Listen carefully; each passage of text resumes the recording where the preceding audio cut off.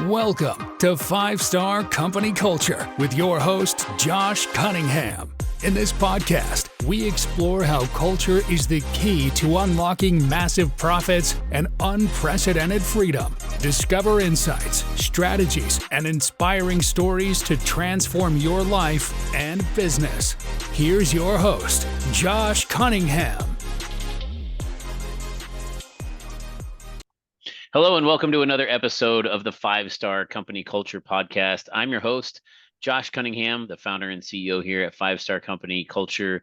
We help entrepreneurs, we help small business leaders, we help large business leaders really unlock all the potential profits and freedom in their life and in their business by doing what? By implementing that foundational element of a 5-star company culture. That culture is going to help you attract and retain top quality talent.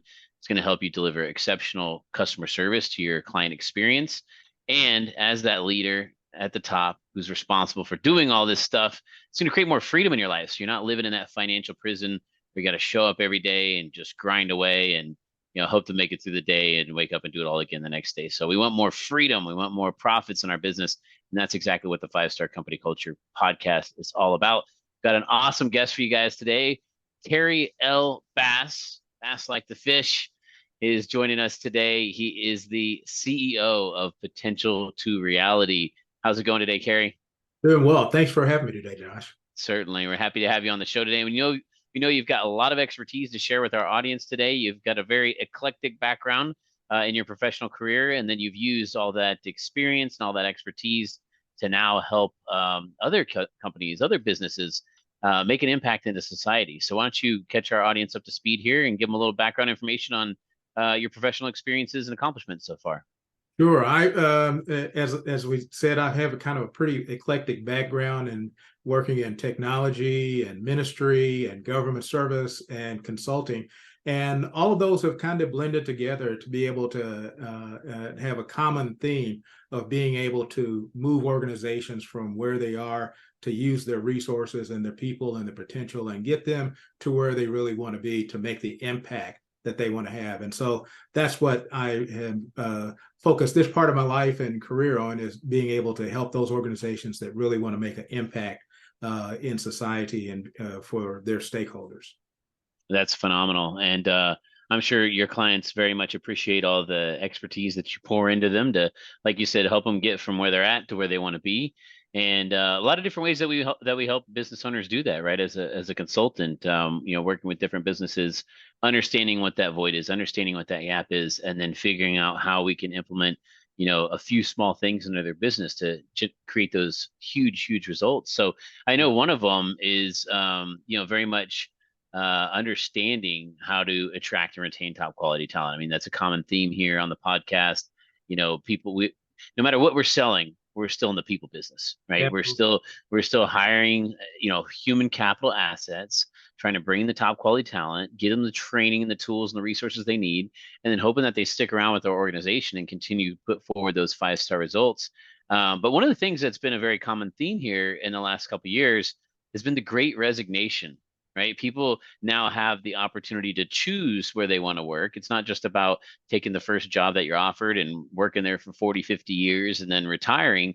But, people nowadays very much value the time much more where they're spending it in a relationship with an employer. And I understand you have some expertise in this area. Why don't you tell us, Kerry, what are some of the things that business leaders need to understand in order to create that value for the teams that are going to follow them as leaders? Well, one of the things I've been spending some time studying and talking about and doing a little writing about was the effects of the Great Resignation is really a transition. And if you look at what was happening in labor and in the organizations prior to that, it was a slow progression that was speeding up. But the pandemic was a major inflection point that gave people an opportunity to look at what they have been thinking about for quite a while. And that was, am I spending my time, something that I won't get back, on the things that I really want to spend them on? And so if the value proposition came up is that tomorrow I may not be here, Am I doing what's really important to me? Then people begin to evaluate how they're spending their todays. And those having to do with the job, since so much of our life is spent working, they begin to evaluate what is the value that they're getting, what's in it for me. That's one of my favorite paradigms, is the WIFM. What's in it for me for the time I'm spending working with you? And so that really, I think, was the great shift that I've been advising leaders of organizations inside commercial, government, not-for-profit, is what is in it for your stakeholders, and particularly your employees, by spending their days with you. Yeah, I heard that phrase about a decade ago from one of my marketing mentors. And, we think of marketing, we think about the messages that we create to our audience of potential, clients and prospects. WIIFM. He used to always say that when you look at someone on their forehead, you got to read WIIFM. It's everyone's favorite radio station. They're tuned into all the time, right? What's in it for me? Exactly. And you think about that from a perspective of messaging to your prospects and your clients. And a lot of people forget that you have a whole nother funnel in your business that's absolutely critical, which is your talent funnel, right? How do you acquire, attract, retain, motivate, reward, discipline, promote this talent into your organization? Because those are the people truly carrying out the systems and the processes and the belief systems within your company that you've made, all the promises that you made to your prospects and to your clients. And so something that gets overlooked quite a bit of times. And you also alluded to it as well, the amount of time that people spend in their life. The one resource that we can never get back is time. You look at the amount of time that you spend with your parents, so to speak. Well, the first 18 years of your life, you're with them almost all day, every day. And then most people move off and go to college or pursue a career, and that just plummets, falls right off the graph. You look at the time that we get to spend with our children, same graph. First 18 years, we're going to be around them for a long time, all day, every day, and then they're going to move away from the home, and that graph is just going to plummet right off the edge of the x-axis. But when you think about the amount of time that you spend with the people that you work with, once you get a job, right, whether that's 15, 16, 17, 18, I mean, that's a pretty steady graph for the rest of your entire life until quote unquote retirement. Right. And it's because we're showing up 40, 50, 60 hours a week to be in this environment around all these other people. And so, like you said, that's why it's so critical to make sure that the value proposition, right? Again, the marketing, that what's in it for them, the marketing to that market, or the message to that market, is congruent with the things that are near and dear to them and the things that they believe in. Any specific examples or maybe testimonials from a recent client engagement about how you've helped them maybe make few small adjustments into their business to create some huge results when it comes to balancing out that value proposition to their employees and potential employee candidates as well? Well, there's a couple of examples that I'd like to share that point to on a large scale. They weren't my clients, but they point to some real specific examples of how that happened. I think many of you may have paid attention. Frito-Lay was looking to try to staff their plants and get their production lines working more to be able to get the supply chains working better. They were unable to attract enough people to work in the Frito-Lay plants to be able to get their value their products out into the supply chain. However, Amazon was able to get people to join that would leave Frito-Lay, or would be the labor force that Frito-Lay would like to attract. They were going to Amazon because Amazon said during that time frame, I will work with you whatever way that you can. And oh, by the way, what's important to you? Well, we'll make that important to us. If going to school is important, we'll help you go to school. We'll arrange to be able to support your schools. If being available for your children is important to you, then we'll work with schedules to make it available to you. We will pay you a competitive salary along with those accommodations to be able to make it. And we will pay at least what you made at Frito-Lay. And so when people wait, I can either take a job at Frito-Lay or I can take a job at Amazon. And Amazon is not an easy job either. But for the time that I'm going to spend and the total compensation and the value of what I'm going to be getting for the time I spend, Amazon is a better. And so Amazon was able to staff their organizations a lot better during the pandemic than many other manufacturing organizations were. Another organization, though, that that it reads to a real core concept of how to get to that cultural value proposition is to be real clear about what you really believe and why does your organization exist. The CEO, I believe, of Shopify, I think it's a Canadian organization, that he made a lot of shockwaves because, so many business leaders like to say that we're all a family here. Well, that's not true. And the CEO of Shopify came right out and said, we're not a family here. We are a high-performing team. That's what we do. I will pay you well to be a high-performing team. But when you're on my team and your team members expect you to be able to provide that extra value, you're a team of winners. You're part of a winning team, but you're not family. So therefore, understand that, and they'll come in with the expectation of family. And that shocked a lot of people, but I thought that was extremely honest. And I think that that's the core of being able to get a culture that provides value, to be real clear, not just what you say, but what do you really believe and what's really in your heart about why your business exists.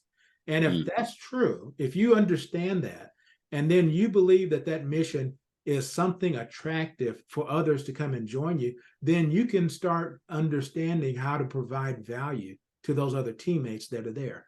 Salary, benefits, flexibility of work, maybe even some profit sharing, or maybe even some equity in your business.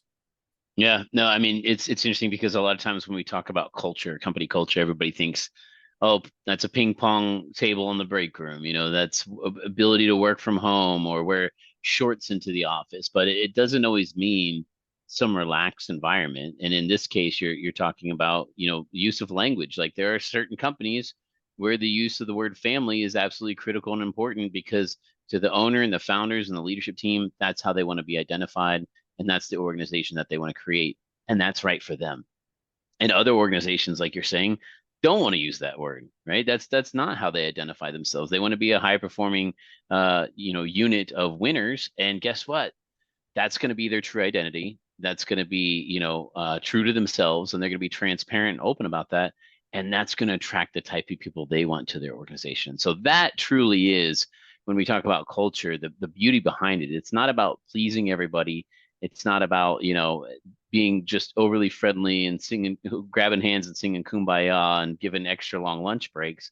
But it's about identifying with what your true purpose is, what you believe in, why you exist as an organization, and for people to feel attracted to that, strongly magnetically attracted to that. And another great, example of your culture being fully functional is that people will be magnetically pushed away from it, right? You ever try to take two magnets and flip them around? I used to always do that as a kid, and you try to put them together and they just will not connect, right? So that's also the sign of a good culture, is if you are magnetically pulling in the right type of people in your organization, the right customers, the right employees, and you're magnetically repelling the wrong type of people within your organization, that's what helps a company with a 5-star company culture thrive. So any last thoughts or ideas or anecdotes to share with our audience here today when it comes to culture or the Great Resignation, or any of your experiences with your many different types of businesses that you've been a part of in the past?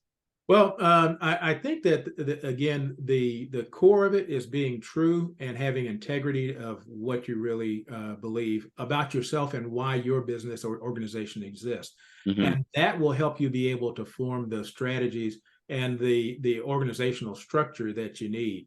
One of the different things, and I've found that, again, I've worked in ministry, not-for-profits, worked in large corporations, multinational corporations, and worked and led people in global portions of that business. And what I found out is, regardless of the geographic and the social cultures, geographically based cultures, the true value of what you really believe and the mission really will ring true, and people will be attracted to that. And so my advice to business leaders is to take a little bit of time, think about who you really are, make that clear, and then start communicating that, just as you said, marketing internally about what you really are about. Yeah. And you want to keep in mind, again, people say marketing, you're thinking of, oh, I need to attract new clients to the business, but your message goes to many different markets. You have your internal audience, right? The people who already work with you on a day-to-day basis. You have your outbound markets, which is not only prospects and clients, but also future potential employees and former employees as well. So sometimes people just get a little narrow scope into, well, this is what we want our customers to think of us. Let's think a little bit more broader of that. How do you want your existing employees to relate to this message? How do you want your future employees to relate to that as well? So very well said, Kerry. Appreciate you being on the show today. Appreciate your time. If people want to learn a little bit more about how to get a hold of you and work with you to, maybe take their vision and have you help them turn it into a reality, make an impact on society, what direction would you point them? I point them to my website is makingitreality.com. Our company is Potential to Reality. And again, we're a boutique management consulting firm we specialize in helping leaders being able to identify and put strategies in place that actually get implemented to be able to achieve the results that they want to achieve in a rapid manner. That's great. Well, thanks again, Kerry. For our viewers, have no fear. We'll have more awesome guests for you in the upcoming weeks right here on 5-Star Company Culture podcast. Hope you've taken away some great nuggets today. I know I certainly have. Thanks again, Kerry, and thanks again for listening. Take care. Thanks, Josh.